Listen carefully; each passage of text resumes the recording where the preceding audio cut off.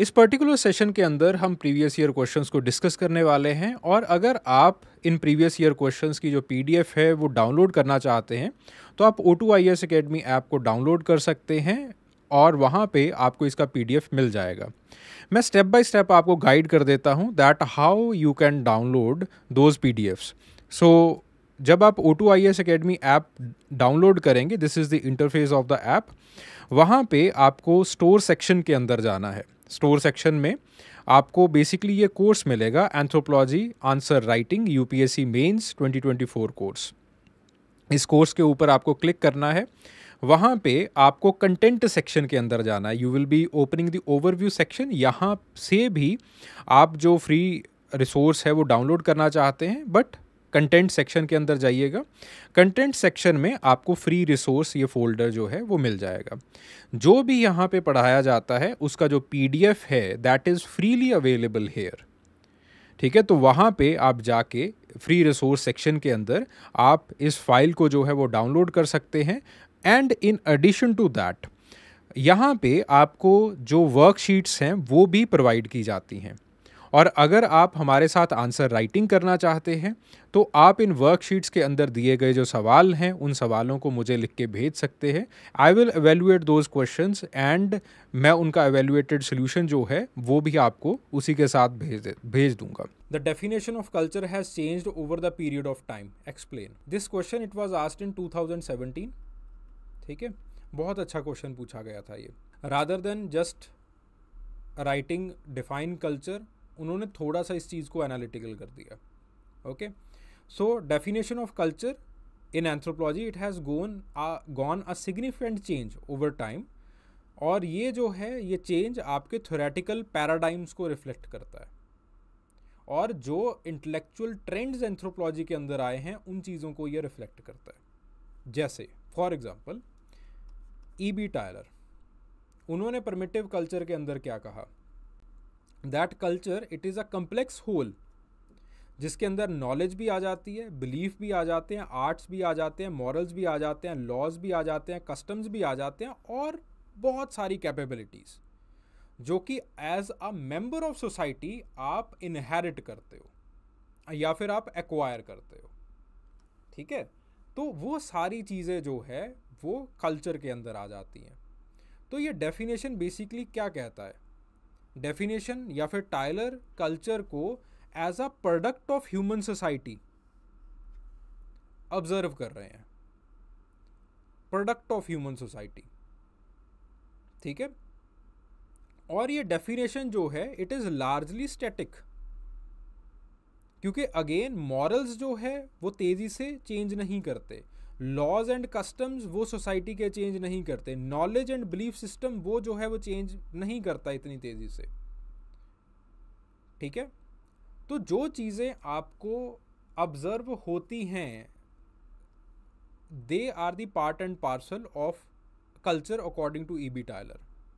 ठीक है, तो इस डेफिनेशन के अंदर जो इस डेफिनेशन का क्रिटिसिज्म भी आता है वो ये आता है दैट इस डेफिनेशन ने कल्चर को बहुत ज़्यादा स्टैटिक करके बताया है। ठीक है, कि सिर्फ जो स्टैटिक ऑब्जर्वेबल्स हैं they are the part and parcel of the culture, जो सारी बाकी डायनेमिक चीज़ें हैं इन्होंने उन चीज़ों को सिविलाइजेशन का पार्ट बना दिया। ठीक है, फिर उसके बाद जो अगली चीज़ आती है दैट इज़ कि इसके अंदर कोई इन्वायरमेंट वगैरह का इम्पैक्ट जो है वो नहीं लिखा गया है। और सबसे इम्पॉर्टेंट चीज़ इन्होंने माना है कि कल्चर जो है it is uniform across the groups, कि हर एक इंसान के अंदर, हर एक सोसाइटी के अंदर आर्ट्स होंगे, हर एक सोसाइटी के अंदर मॉरल्स होंगे, कस्टम्स होंगे, और वो सारी चीज़ें जो है वो कंपैरेबल होंगी, they can be compared with each other.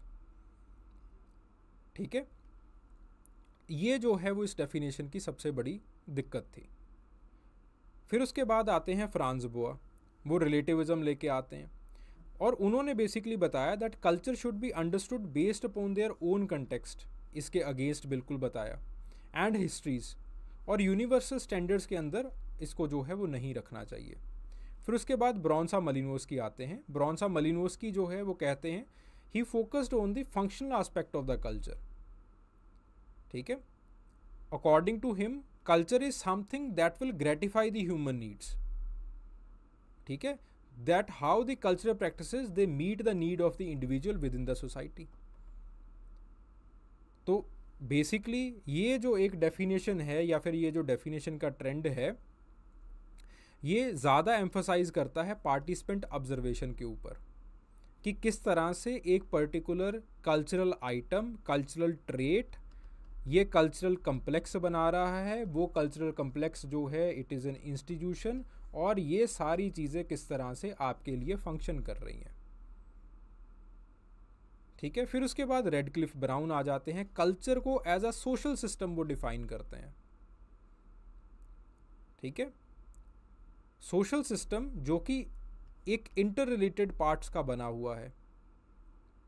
और ये जो डेफिनेशन है, सोशल सिस्टम वाली डेफिनेशन है, it emphasises on the value system of the society, values of the society, ठीक है।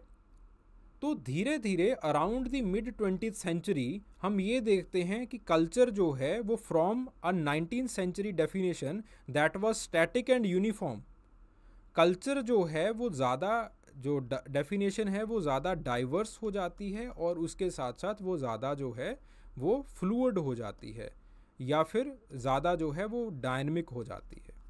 जैसे हर किसी का अपना वैल्यू सिस्टम होगा, हर किसी के अपने कल्चरल ट्रेट्स होंगे, हर किसी का अपना जो है वो कम्प्लेक्स बनाने का तरीका होगा, हर किसी के अपने इंस्टीट्यूशंस होंगे, लेकिन सब चीज़ें काम करेंगी, ठीक है।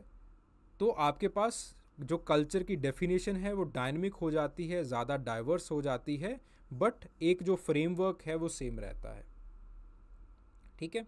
फिर उसके बाद पोस्ट वर्ल्ड वॉर सेकंड दो बड़े लोग आते हैं, रादर एक ही को समझिए, लेवी स्ट्रॉस रहने दीजिए, ठीक है। क्लिफर्ड गीट्स वो इंटरप्रेटिव अप्रोच लेके आते हैं, वो कहते हैं that culture it's a system of symbols. मैंने जानबूझ के इसके अंदर डेफिनेशन वर्ड बाय वर्ड नहीं इंक्लूड की है ताकि आपके ऊपर कोई बोझ ना पड़े, ठीक है। वो कहते हैं that culture it is a system of symbols, and symbols और द मीनिंग्स इनका जो है कंटेक्चुअल मीनिंग होता है। तो यहाँ पे डायनेमिज्म जो है वो बहुत ज़्यादा आ जाता है, ठीक है, और सिंबॉलिक डायमेंशन के ऊपर फोकस किया जाना शुरू कर दिया जाता है, ठीक है।